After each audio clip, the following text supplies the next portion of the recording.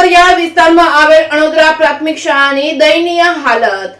સાબરકાંઠા જિલ્લાના અંતરિયાળ વિસ્તારમાં આવેલ અણોદર પ્રાથમિક શાળામાં ધોરણ 1 થી 5 સુધીમાં 90 કરતાં પણ બાળકો અભ્યાસ કરી રહ્યા છે। સરકારી પ્રાથમિક શાળામાં બાળકો અભ્યાસ કરે તેને લઈને શિક્ષણ વિભાગ દ્વારા દર વર્ષે કરોડોનો ખર્ચ કરવામાં આવતો હોય છે। બાળકો ઉચ્ચ શિક્ષણ પ્રાપ્ત કરી શકે તેની સાથોસાથ બાળકોમાં નાનપણથી શિક્ષણનો પાયો મજબૂત થાય તેને લઈને શિક્ષકો તેમજ શિક્ષણ વિભાગ વધારે ધ્યાન આપતા હોય છે। દર વર્ષે શિક્ષણ વિભાગ કરવામાં આવતો કરોડોનો ખર્ચ સાબરકાંઠા જિલ્લાના અંતરિયાળ વિસ્તારમાં આ ખર્ચ પાણીમાં ગયો છે। અંતરિયાળ વિસ્તારની અણોદરા પ્રાથમિક શાળામાં ન્યોન્યુઝ કરેલ 3 ઓરડાને નવીન બનાવવામાં મુખ્ય શિક્ષક તેમજ ગ્રામજનો દ્વારા છેલ્લા 5 વર્ષથી શિક્ષણ વિભાગને રજૂઆત કરી હોવા છતાં આજ દિન સુધી શાળામાં નવીન ઓરડા મંજૂર થયા નથી। શાળામાં ધોરણ 1 થી 5 ના વર્ગમાં અભ્યાસ કરતા 90 કરતાં પણ વધુ વિદ્યાર્થીઓ આકાશ નીચે ખુલ્લી જગ્યામાં અભ્યાસ કરવા મજબૂર બન્યા છે।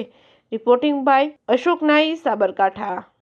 રણોદરા ગામ આવેલું છે। એ રણોદરા ગામની અંદર એક પ્રાથમિક શાળા આવેલી છે। એ પ્રાથમિક શાળાના ઓરડાઓ આજથી 5 વર્ષ પહેલાં નોન યુઝ થઈ ગયેલા છે। એ નોન યુઝ થયા પછી આજ દિન સુધી ગામ લોકોએ, શિક્ષકોએ અને દરેકે વાલી વારસાએ રજૂઆત કરવા છતાં આજ સુધી મંજૂર થયેલ નથી। પરંતુ એ શાળાના જે નાના બાળકાઓ છે એમને ચોમાસાના અંદર, શિયાળાના અંદર અને ઉનાળાના અંદર ભણવામાં બહુ તકલીફ, કારણ કે ખુલ્લા મેદાનમાં બેસીને ભણે છે। તે ખુલ્લા મેદાનમાં બેસીને ભણવામાં એમને બહુ તકલીફ પડે છે। જ્યારે ચોમાસું આવે છે ત્યારે વધારે તકલીફ પડે છે, કારણ કે ચોમાસામાં જે બહાર મેદાનો બેસતા હોય છે ત્યારે આજુબાજુથી વરસાદ આવતો અને વસોટ આવતો એ બાળકો નાના બાળકાઓને ભણવામાં બહુ તકલીફ પડે છે। જેથી સરકારશ્રીને મારી અપીલ છે કે તાત્કાલિક સત્વરે ધોરણે એ શાળાના ઓરડાઓ મંજૂર કરી અને તાત્કાલિક મંજૂર કરી આપે એવી મારી નમ્ર વિનંતી છે। કારણ કે જો સારા ઓરડાઓ મળશે તો નાના બાળકોને સારું શિક્ષણ મળશે, સારું સુવિધાઓ મળશે અને અમારા ટ્રાઇબલ એરિયાના જે બાળકો ભણી અને આગળ પ્રસાન કરે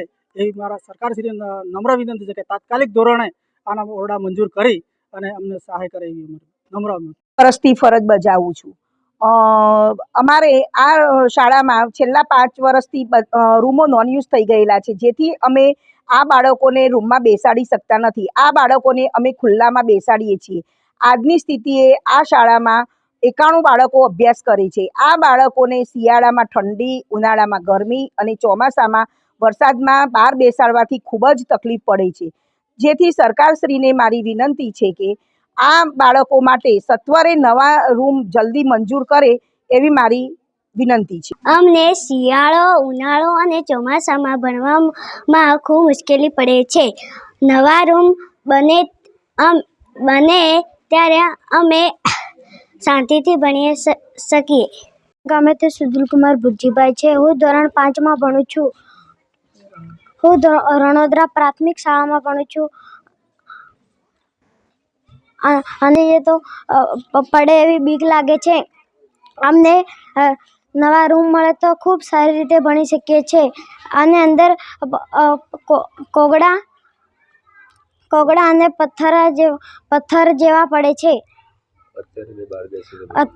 અત્યારે અમે બહાર બેસીને ભણીએ છીએ।